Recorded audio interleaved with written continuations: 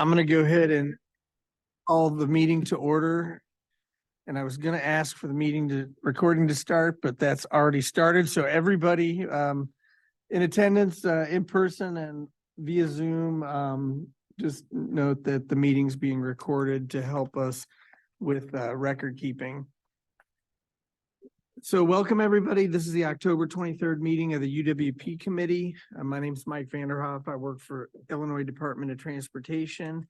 And just a couple logistical items. There are bathrooms out this door over here to the left as you're walking towards it of the admin desk for the CMAP offices. There's also tea and just so you know, they've made us like a nice pot of coffee. So if anybody wants an after lunch or after meeting after lunch or after meeting a coffee, please help yourself. It was cool that they did that for us. So there are sign-up sheets out in the hallway. Please sign in if you haven't signed in already.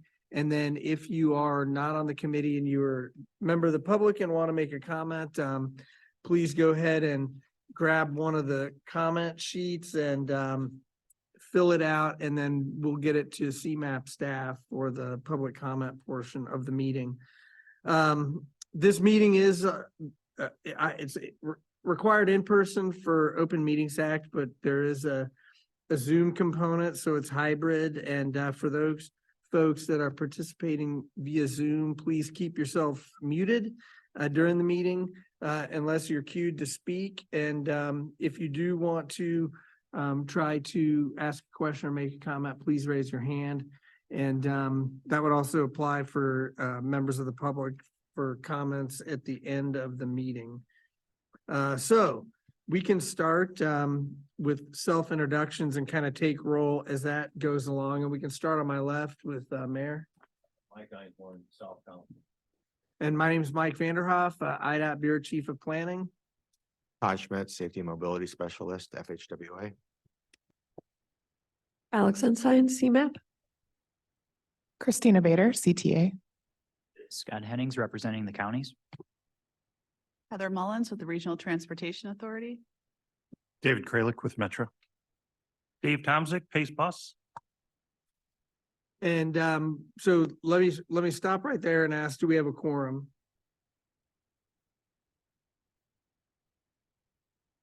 We do have a quorum. Okay. And then do we have Buck on the line by chance? Yes. Yes, I'm right here. Okay, so Buck Doyle, who's on the committee, made a request to participate remotely. CMAP staff is advised that now that we have a quorum, we can take a motion to allow him to participate and vote remotely. So moved by the counties. Is there a second? I'll second. Dave Tomzik. And all in favor say aye. Aye. And opposed? Okay, Buck, no problem participating remotely. All right, wonderful. Thank you so much, everyone. And I'll just say that thank you very much for voting to accommodate this request. From time to time, folks may need to make use of that capability. I will say, though, that until we're advised otherwise, we need to have enough committee members present to get a quorum in order to take actions. So with that, we can go through and let folks that are also in the room say hi and identify who you're with. Kama Dobbs with CMAP staff. Terry Dixon, CMAP. Good afternoon, Jackie Forbes, Kent County DOT. Martin Menninger, CMAP. Ryan Gugis, CMAP. And I'm sorry, Cam. Well, thank you. I was just, Megan, do you want to introduce yourself or? These guys go to that thing. Megan Swanson, Illinois Department of Transportation. Henrietta Brown, CMAP. George Rivera, CMAP. John Hodsma, CMAP. Well, thank you, everybody, and welcome. So we've got a quorum and, we've gone through introductions. Can somebody, with CMAP staff, please read down the Zoom participant list for us?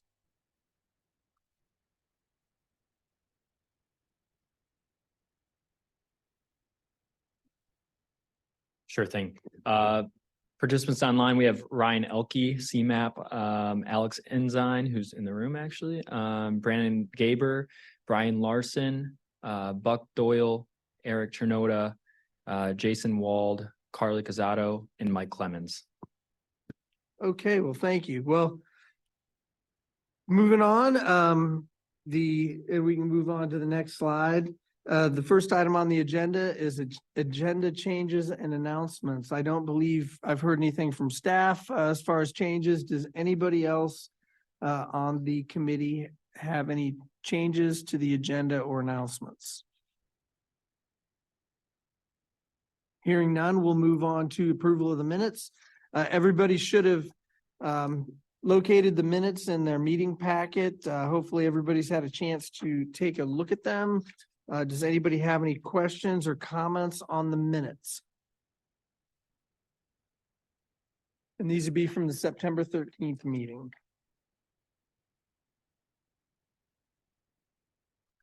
Hearing none, let's move on to approval of the minutes. Do we have a motion? So moved. A second? A second. Thank Dr. you. Any discussion? Then let's have a voice vote. All in favor of approving the minutes, say aye. Aye. All opposed? And the minutes are approved. Thank you very much. So next item is new business. And the main discussion item there is the CMAP Unified Work Program Development Methodology.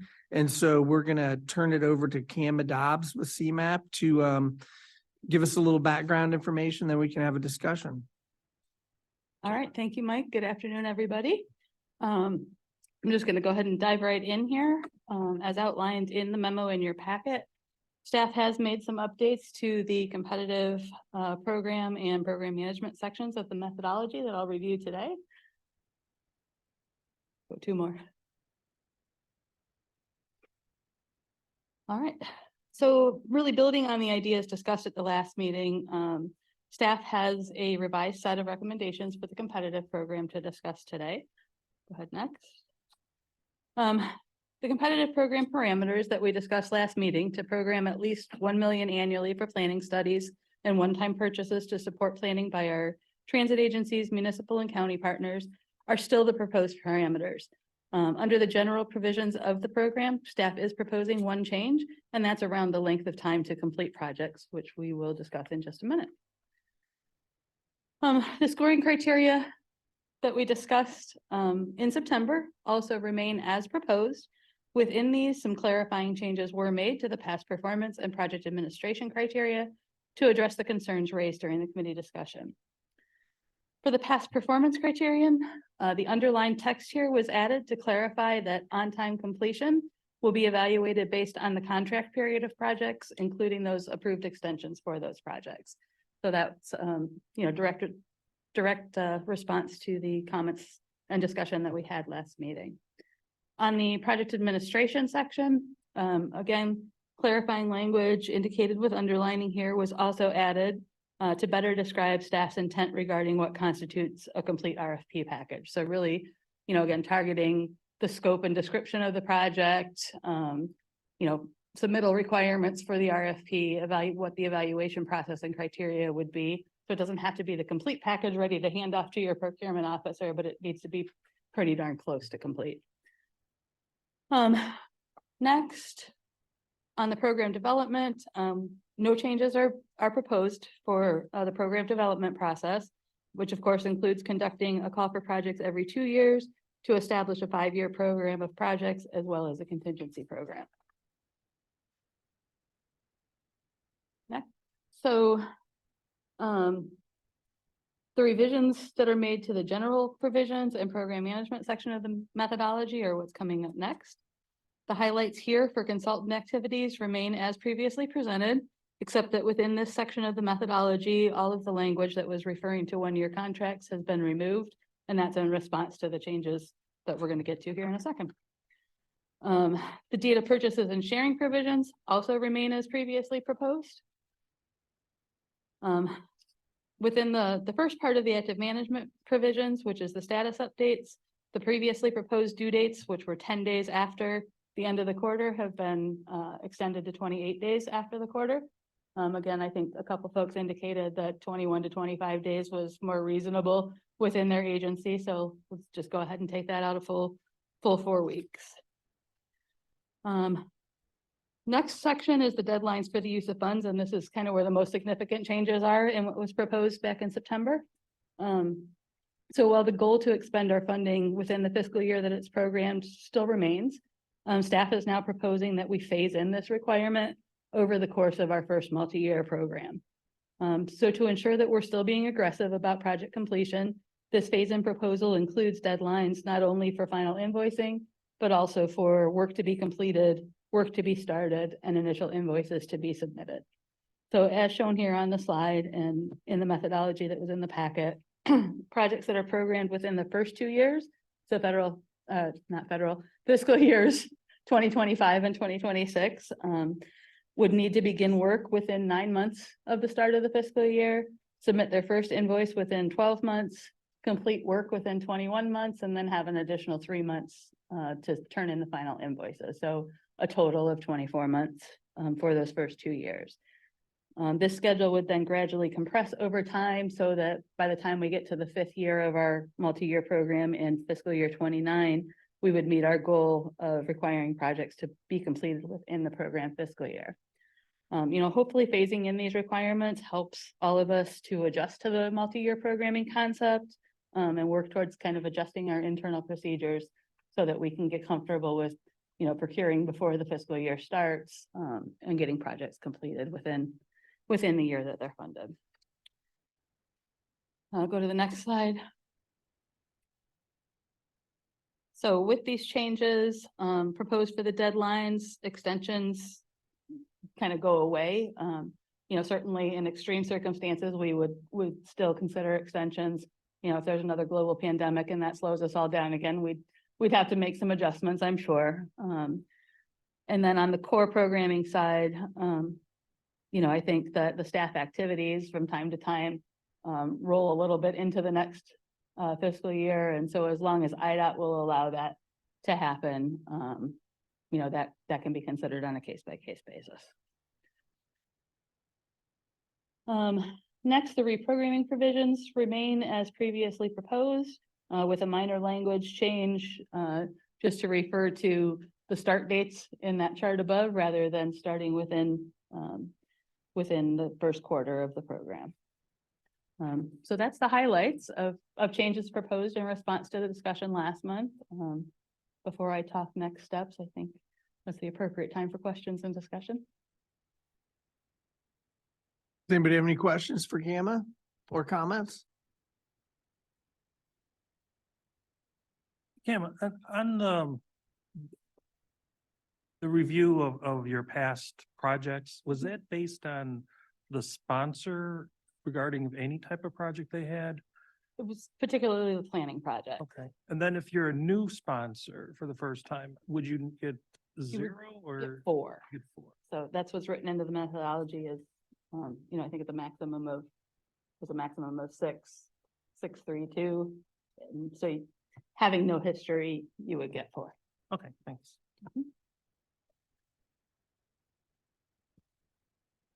Any other questions or comments? And if anybody on Zoom, Buck has any questions or comments, please raise your hand or unmute.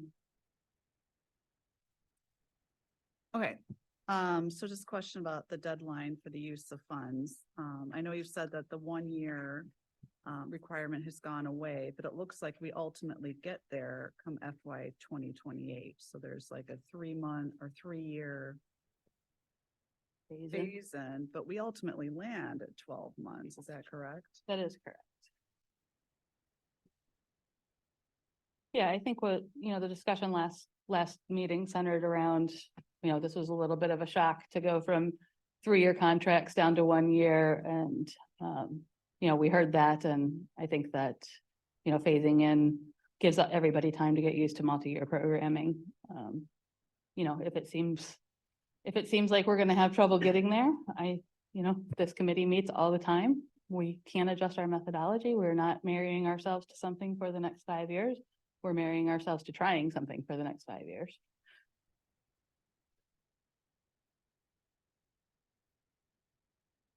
So it's, Sorry. I believe what you've laid out here is, and the schedule you discussed is related to core programs. So it's unchanged for competitive. This would be for competitive. Core is always 1 year. Okay. So core funding always has to be spent in the year that it was awarded. Okay. So for the competitive program, this would ease those competitive contracts into 2 years to start and then easing back to a year over the 5 years. So in the last meeting, the committee did vote to approve the core portion of the proposed methodology. And so this discussion and hopeful approval is gonna pick up the competitive side. So the changes Cam just ran through are to the competitive guidance and methodology. I have a question regarding the multi-year schedule. When will we start, I guess, multi-year programming? Because right now, because I'm looking at this, within the 9 months, that may be within range of a procurement, but then we start getting to 6 months and 3 months as to when will we be able to, agencies know they have that funding? And also what will be given to the agencies to that they're in the program, that there's assurance that funding would be there? Because that's usually the holdup with the procurement is that funding available? Are we in the program? Right.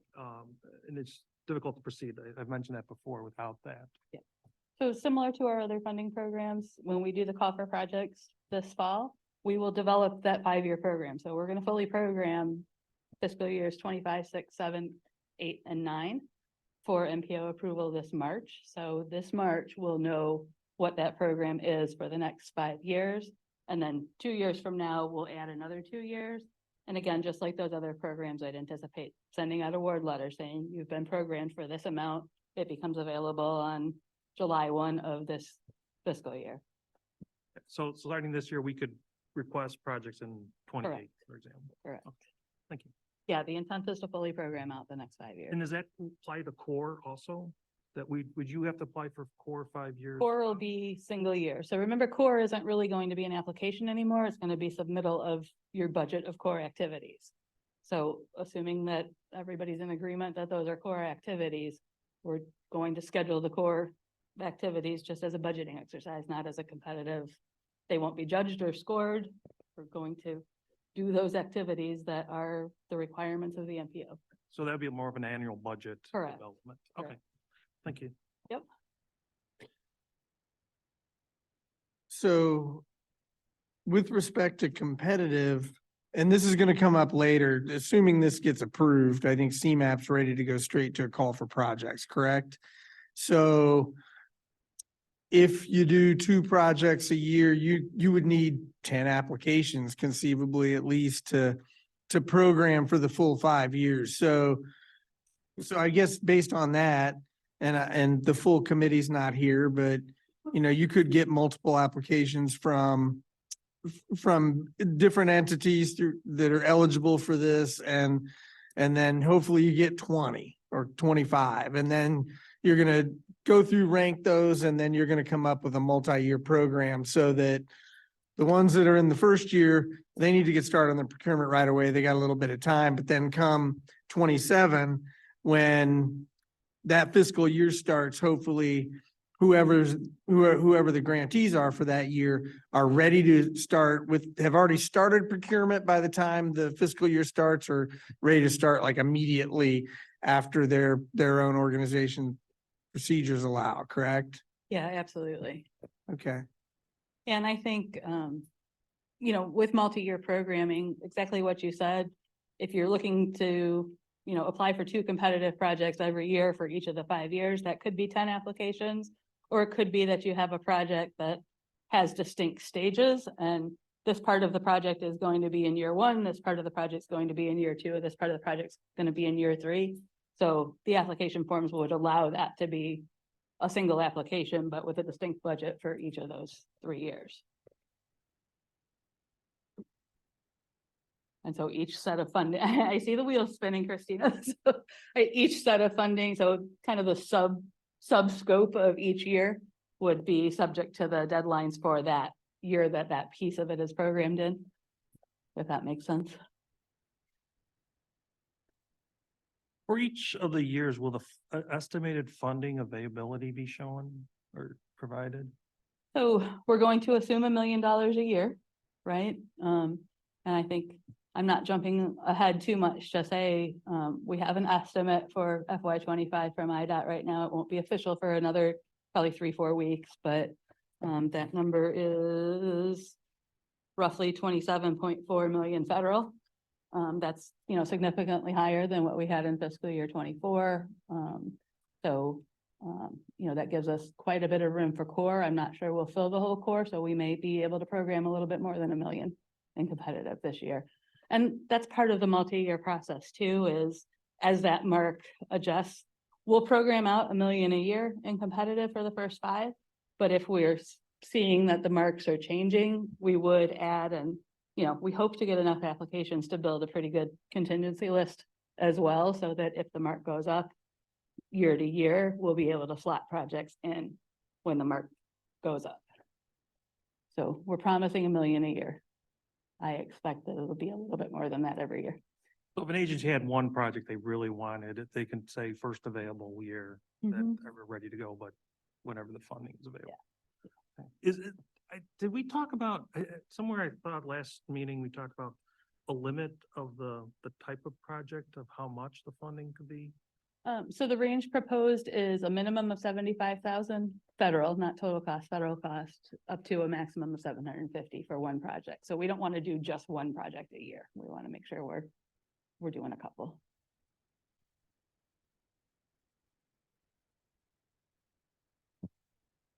Any other questions or comments? Yeah, I had one.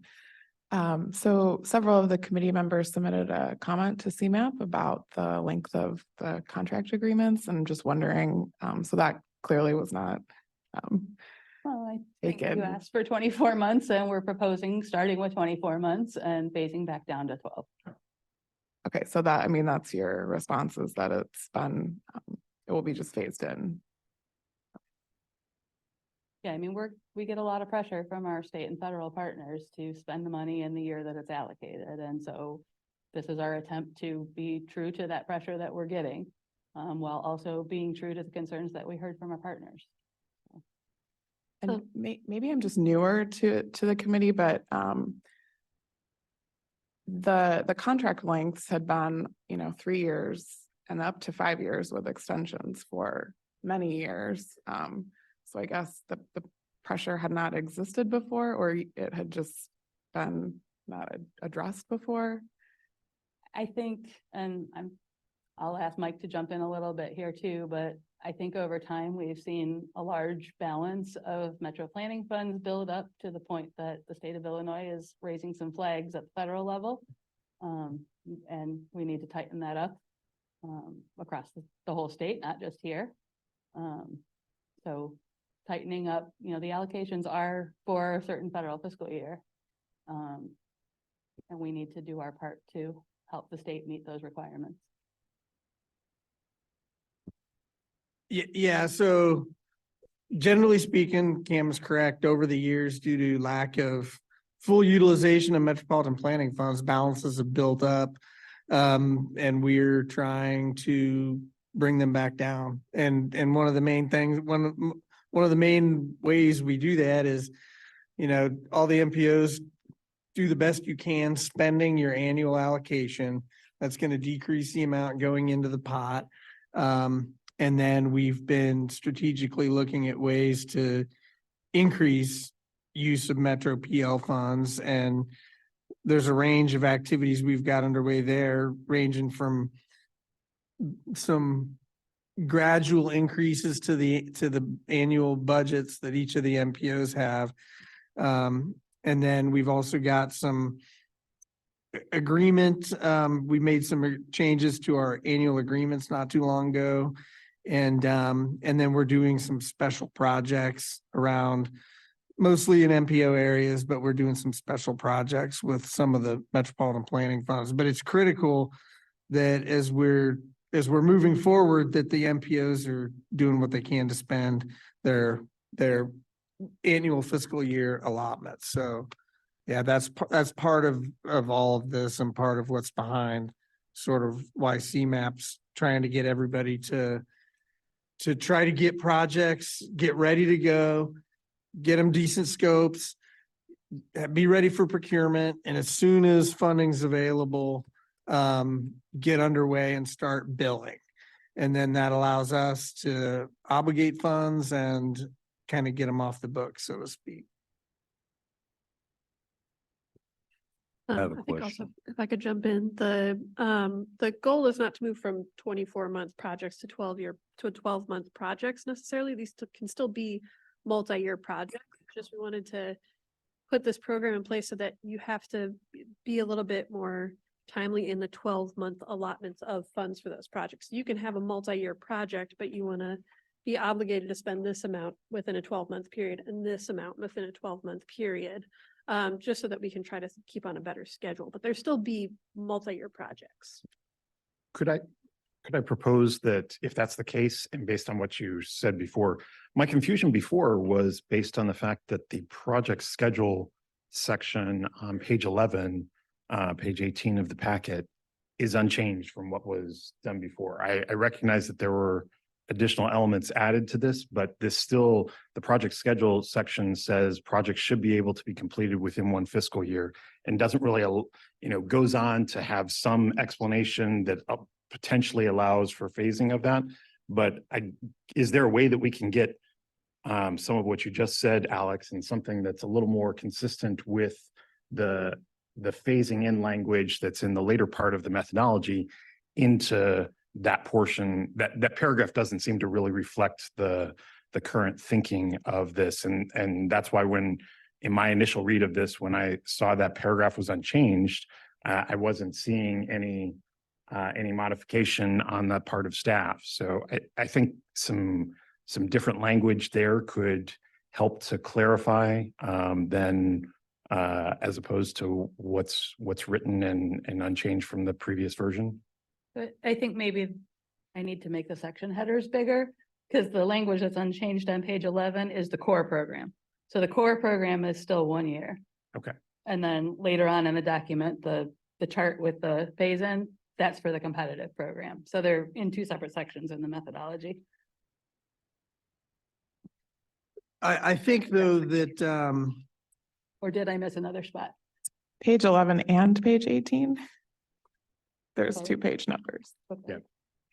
It's what he's referencing is in the Under competitive. competitive program, it's page 11 of the process and page 18 of so competitive program, and then it says projects, and then project schedules on so it says competitive program on page 10/17, Gotcha. and then the project schedule is on the following page under the competitive program section. So Gotcha.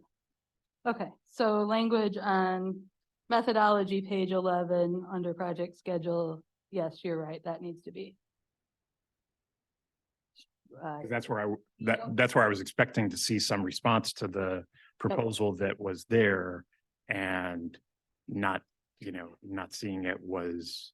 I think I forgot to accept a revision in the book is all. The intent was to strike that paragraph completely under the competitive Yeah, and go to the schedule later. I think that's a result of CMAP doing lots of editing of shared board documents. But we Yeah, did. mean so to let's change that. strike that paragraph completely. On Thanks. page 11. so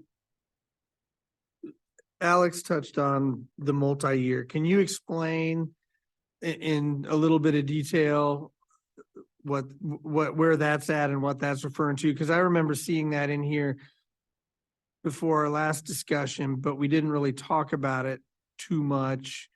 Is there the capability for somebody applying for the program to ask for funds for a project that will be budgeted over 2 years because the delivery of the project is expected to take, that amount of time, or the cash burn expenditures are going to stretch out over a longer period? Yeah, I mean, the intent was to capture that in the application. It's not really laid out in the methodology, but we can lay that out in the methodology.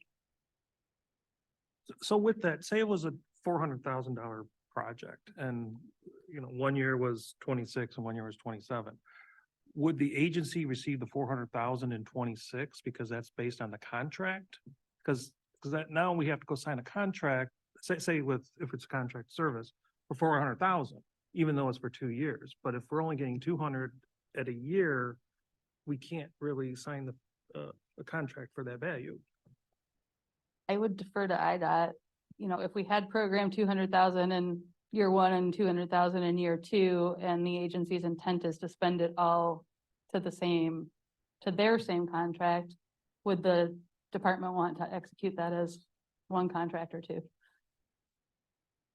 I think we'd want to have one contract, and then I think that the dollars, say, for example, you start your procurement in August, you select your vendor in January, and it's going to take you into the next fiscal year to get done. Then what we do is we budget what we think you might do in the fiscal year you're in that year, and then we put some other budget in the next year. And the reason we would do that isn't necessarily to provide relief to the grantee. It's just to make sure that we're strategically using our funds and actually making more funds available now and later based on what the expected rate of expenditures are going to be. Yeah, I mean, it would be easier to bill, say, if we had 2 grants or two contracts, but 2 different years. But with the consultant, say, if there's a contract, they would need the commitment of the 400,000 up front, not how that it's expended, and because the contractor doesn't see what funds are being pulled. You're entering into a contract for $400,000. We know you're only going to spend 300 and 100, so we'll budget for reimbursement of your requests. But but the based sponsor on- would need to know that commitment. was Sure, there. yeah. So this is more way behind the scenes in our financial system type stuff here. Okay, thanks. And same in ours, right? We would budget it as 2 separate projects in 2 separate years. But whatever, if IDOT feels that we would execute one contract, then it would look to your agency as if it was 400. Yeah, because we would need the commitment that it's Yep. if we're signing a contract, that Yep. the money is Yep. there. So with our state planning and research program, we'll award the full request, and then based on looking at the calendar and talking to the grantee about when they're going to start a project up, we'll budget based on where we think the actual expenditures are going to occur, and that's going to allow us to program more projects. Now, it's not going to make any difference to you. You're still going to have your award, and you're going to enter into your contract or whatever. That's just more a budgeting thing that we would do to allow us to deliver a larger number of projects in a single fiscal year.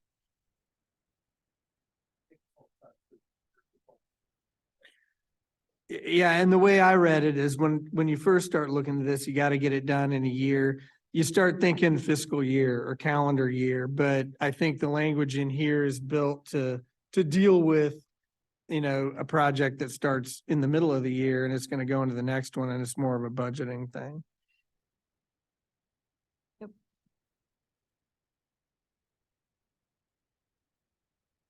Any other questions or comments before we go on to next steps? So Cameron, you anticipate that there will be a minimum of $1 million a year available through competitive, so that at some point when the call for projects happens for the first 5-year program, you'll essentially be programming $5 million together. And then 3 years from now, or sorry, 2 years from 2 now. years from now, then you'll be programming 2 million over the course of 2 years and 30 and 31. Correct. Can I ask a question? Absolutely, man. Cam, I think this one is for you because you're you're kind of the guru in this department. And this is really more academic and for me. Does somebody check to see that we haven't studied some of these things before? And that we're not just continually studying things that we've studied in the past? I guess that's the first question. And if that happens, how do you address that, I guess, would be my next question. Yeah, I think, we do a cursory review of what's been done in the past. I think, all of the partners in all of this are sitting around this table together, many of us for decades, and are familiar with what's been going on. I mean, ultimately, it would be, I would say, Federal Highway who says, no, you've already studied this, you can't spend money on this again. But I think we would catch it long before that. Okay, and what happens, I mean, I don't know if you ever have this happen, but is there ever a circumstance where there are two agencies asking for very similar things? And then what? You marry those two people together and try to get them to compromise to one grant as opposed to two? Does that happen? I don't think that I can't recall any time that it's happened in the past, but I think that's something we do want to see. I mean, there are actually points in this methodology to encourage that, where if you're doing a similar scope of work to one of our other partners, that we would, try and save some funding by doing it together, not doing repetitive work, doing a single procurement. So we're actually rewarding folks in the ranking of the competitive proposals now for doing that. And the funds that would not be spent, does that wind up going into the shared fund then? We would try and reprogram it here within the group. So that's why we want to build a contingency list here too. Okay. That actually feeds into one of my questions. I know that the issue was brought up last meeting and I can't remember how we landed on it, but I'll ask it here again just for my own clarification.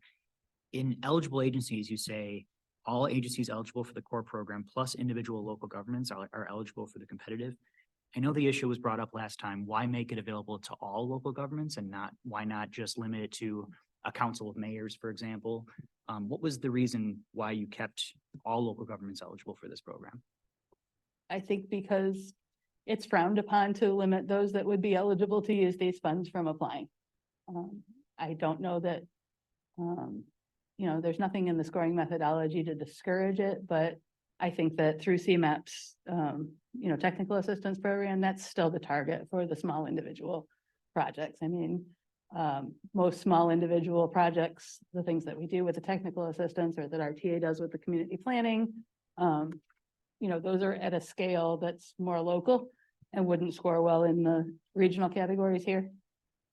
So the intent is not to see a bunch of local planning projects here. It's still to see regional scale, but I don't want to limit anyone's access to federal funding. Understood. Yeah, you even recognize that in the next paragraph, how single agencies probably should look elsewhere for these funds, but thank you for the clarification. Yeah, for sure. One thing I'd like to see is in the programming year that there be listed that there be evaluation after FY 26 to determine how the schedule has worked out. Because I think just because with a lot of staffing changes and everything that, 3 years down the road, if some people move on, retire, that they understand where we were at this point. To have an evaluation, CMAP staff evaluates looking at, did they all make it through in 24 months? And then we can decide, are the next 3 years, is that valid? Just so you have it in the record. Yeah, for sure. I think it's kind of implied in the schedule in the appendix where we would do an evaluation in the off year. So do a call, do an evaluation, do a call, do an evaluation, but we can strengthen that language. So the thinking is in 2 years, when you're doing your call for projects, that's also going to, for the additional 2 out years, that's also gonna include taking a look at maybe the existing program, and if a project turns the funds back, or you figured out you got additional funds above the $1 million, you can make programming decisions on that next call for projects. Is that close, Kama? Yeah, Okay. yeah, for sure. I think, you know, if the committee's comfortable with it, I think we can add a section at the end of the methodology, talking about annual review of performance of projects, as well as review of the methodology to ensure that it remains valid for the priorities of the region. To make sure we're still talking about the same things. Do we ever get to see, and again, I'm kind of new here, do we ever get to see a financial accounting for this kind of stuff? Where, Yeah, it's included in It's quarterly expected. reports that we post. They're a little bit buried in our current committee website structure. I think, you know, part of codifying some of the status reporting in this methodology is to make us do a better job with that. So it will always be available on our website following those quarterly updates, but I think that we need to get in the habit of bringing it here, potentially bringing it to other CMAP committees as well. Just so that we are all always aware, you know, if we stay aware of what the status of projects are, if something is starting off slow, I mean, you know, we do this with our STP, with our CMAC, with our TAP. If somebody's struggling to get started and somebody else can move forward, that gives that person some breathing room, we want to do that, right? We want to be as flexible as we can and still spend our funding, so.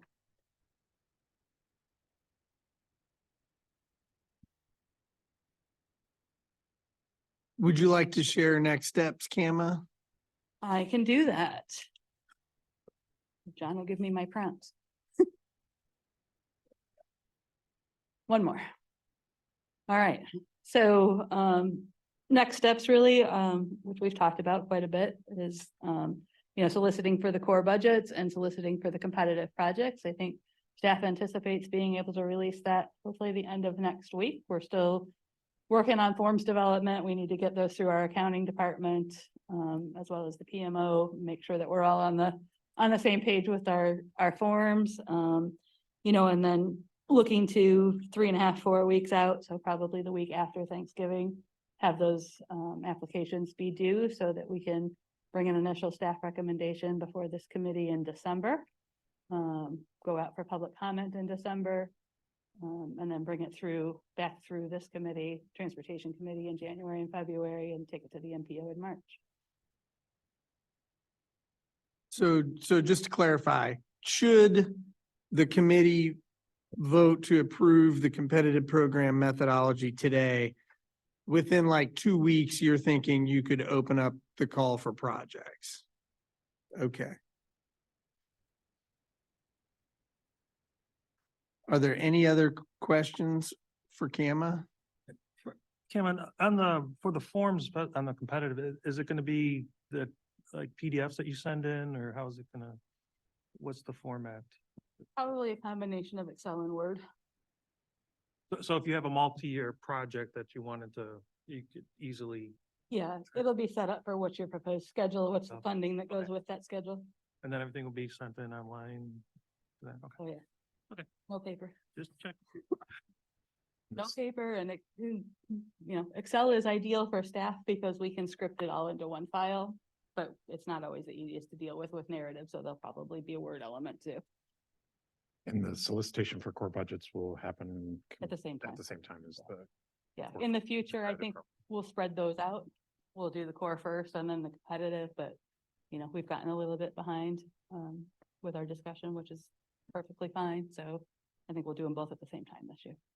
So there's going to be a little uncertainty about what the extra might be in 25 for competitive if we don't fully budget that in the core. But I think that we'll have enough applications to use it up if there is extra beyond the $1 million. So.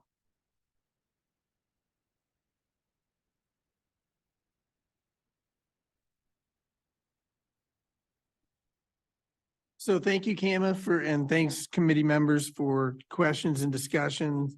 As mentioned, the last meeting, we approved the core portion of the methodology. So today, the requested action is to make a decision on the competitive program portion of the methodology. And so what I'd ask, and please state your name, we were going too fast earlier and we may not have been capturing that in our notes. If I would ask for a motion to approve, and please state your name if you're going to make the motion. Mike Einhorn, I'll make the motion to approve. Are there any seconds? Scott Hennings, Scott Hennings will second that. Thank you. Is there any discussion on that motion? Yeah, just appreciate you guys hearing all of our feedback the last several months on this. I just do want to state that CTA would just like to be on the record for saying that we believe that the contracts for these projects should be at least 24 months. I think it's we've provided feedback, all of the agencies here have provided feedback since 2021 when we started looking at this program a little more closely and how project delivery happens, that this is something that that just takes some time, and 24 months I think is a good landing spot, but understand that we are moving forward with this proposal. So thank you. Just wanted to get that into the record. Thank you. Is there any other discussion? I just wanted to ask for clarification from the motioner and seconder that includes striking that paragraph on page 11 and staff adding the paragraph at the end about annual reevaluation, correct? Yeah, thank you for clarifying that, because we did talk about a couple things along the way that were assumed, I guess, in the motion to approve in the second. Is there any other discussion? Are we okay to have a voice vote? Then I would say all in favor of the motion, say aye. Aye. Aye. All opposed? The motion passes. So thank you.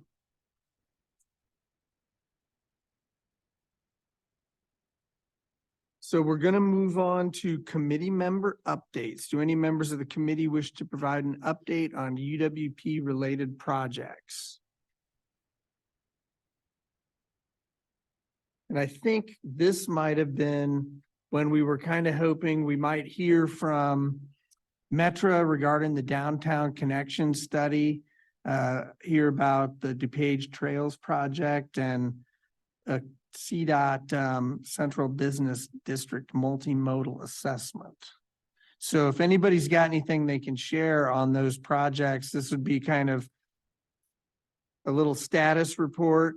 And then as I was thinking earlier, hearing about quarterly reports and maybe sharing that with the committee, I mean, that might be a good way to build on taking a bigger look at the program. So I guess any of the grantees, either Metra, CDOT, or who holds the DuPage grant? Is that counties?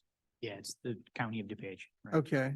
Are there anybody able to share any updates on any of those projects? I could speak to for CDOT, this is Buck Doyle. I could speak to the CBD multimodal. I don't know if I should do that now or. Absolutely. You're the first taker, Buck. So there we go. I took the bait. You got me. With the CBD multimodal, we did ask for an extension from CMAP, and we were able to get it. We requested the extension initially because the project is based on gathering data, commuting, or not commuting, partly commuting data, but a lot of foot traffic, just general, all kinds of traffic downtown and in the central business district of downtown Chicago. And it's obvious to see how the pandemic would throw that off, so we ended up deferring it to try and get to a point where things will have been, almost kind of a little bit more normalized, and we're reaching that point. And the onboarding process and the project setup has taken a little bit longer than we have liked, but we are very close to launching the project, probably hopefully within the next few weeks or, couple months or so, to be able to wrap up the final, crossing our T's, dotting our I's with the project launch. And so, I mean, we're on the cusp of getting things running with this project, I guess would be the core of the update regarding that. I'm not sure if there were any other subjects that were CDOT related that it could potentially give a little more insight to. But that's about just a bit for me. Thank you. I guess, can you clarify launch? Is this a procurement or have you already done your procurement? And this is a kickoff meeting or? Yeah, it's going to be the kickoff. We're arranging kind of the funds internally. And there's been, as with everybody, a lot of turnover at our organizations. And it's taking a little longer to move, like just kind of the paperwork end of everything internally to the point where we can get the, kickoff and, all like the funds prepared. But yeah, by that I do mean closer to kickoff. That would be the next step. Thank you. Does anybody have any questions? Well, thank you, Buck. We look forward to hearing future updates, and I guess I'd move on and ask if anybody from Metro or the counties are able to provide any updates on any of these other awards. Sure, David Kralik from Metro. I don't have a substantive update, just to, as this committee will recall, we presented to you in July on the repurposing that we coordinated with CMAP staff of our previously awarded UWP funding towards the Metro Sustainability Plan. That plan is still in procurement with our task order consultant, and we're working through that.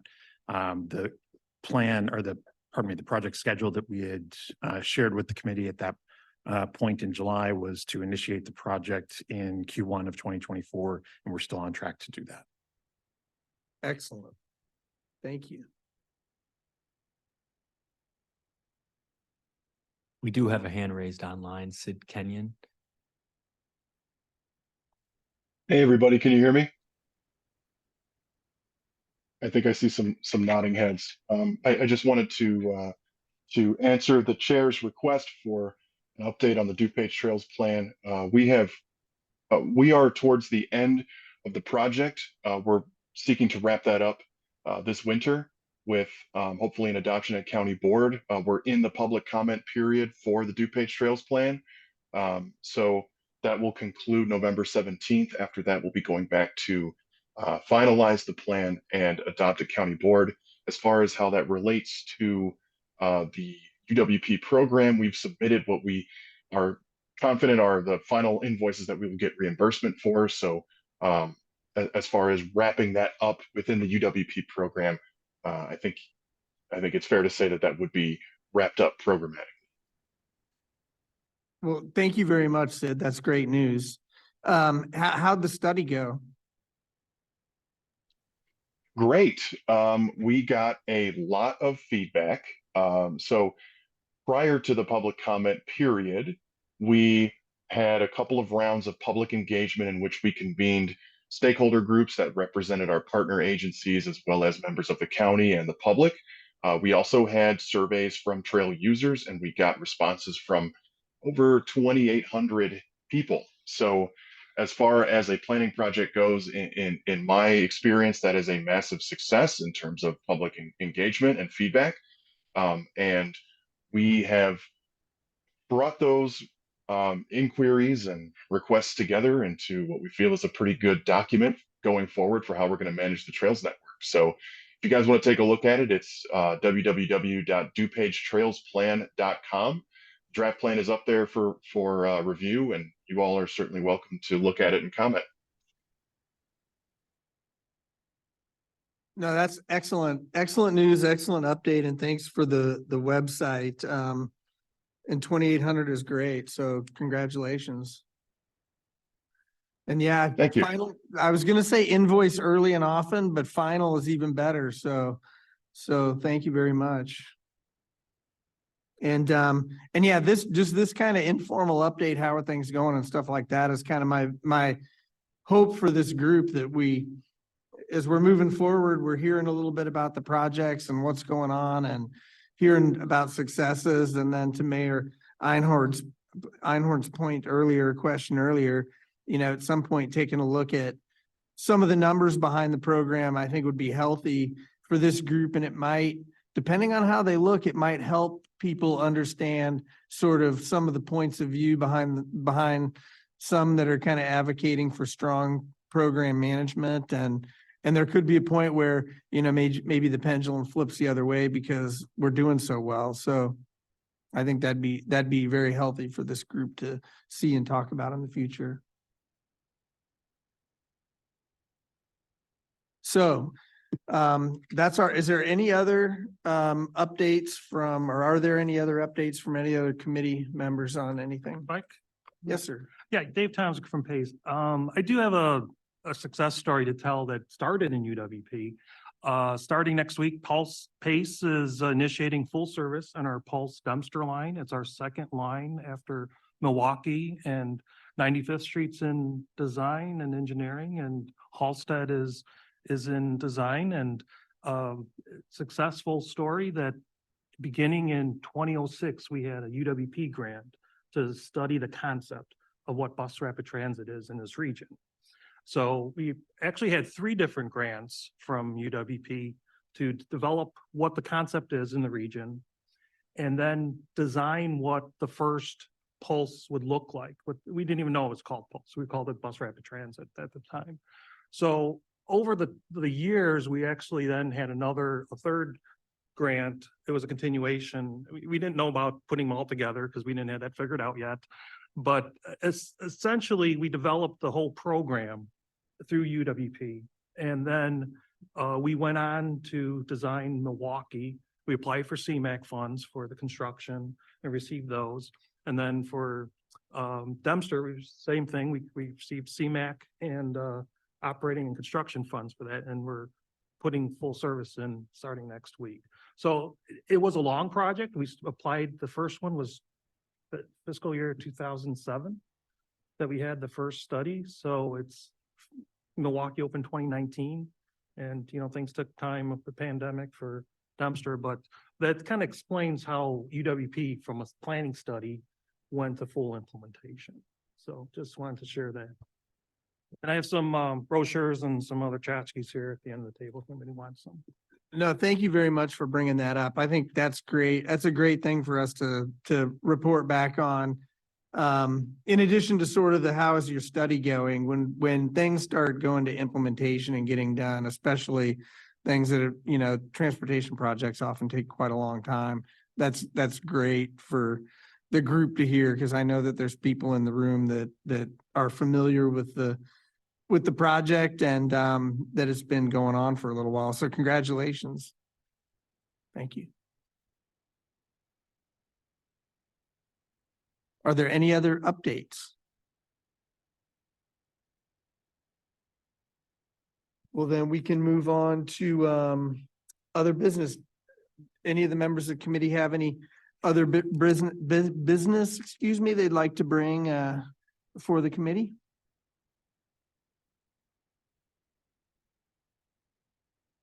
Hearing none, we can move on to public comment. Do we have any public comment cards that have been submitted here? Okay, there are no public comment cards submitted here. Do we have any indications from the Zoom meeting that anybody would like to make a public comment? We do not. That we do not? That's correct. None on online. Well, thank you. Is there anybody online or in the room that wants to make any final comments before we end? Well, then we will move on to next meeting. So the next meeting for this group is scheduled to be November 8th, 2023 at 1 p.m. It was brought up at the end of the last meeting, though, that if we are able to get approval on the competitive program, the option exists that we could not hold this meeting on November 8th and move on to November 13th. Let CMAP go ahead with the call for projects. There would be limited business for us to need to discuss on November 8th. So we would basically cancel that meeting and move on to the next meeting being December 13th, 2023 at 1 p.m. So my proposal is we move ahead that way and cancel the meeting. And I don't know if that's an approval action required or sort of a voice vote. Any opposed? I mean, staff, do you have an opinion on that? Do we need to take an action to do that?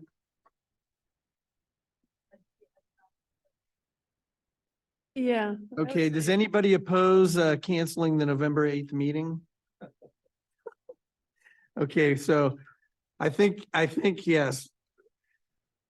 I asked the question such that it was all shaking heads, so there's no opposition, but I think we got the answer. Well, I guess with that, we'll cancel the November 8th meeting and see each other again on the 13th of December. And we'll move on to adjournment. If anybody hasn't signed in yet, please make sure we sign in and we'll move on. Can I have a motion to adjourn, and please state your name? So moved, Heather Mullins. In a second, Second, David Graylick. all in favor, say aye. Aye. Opposed? All right, we are adjourned. Thank you, everybody.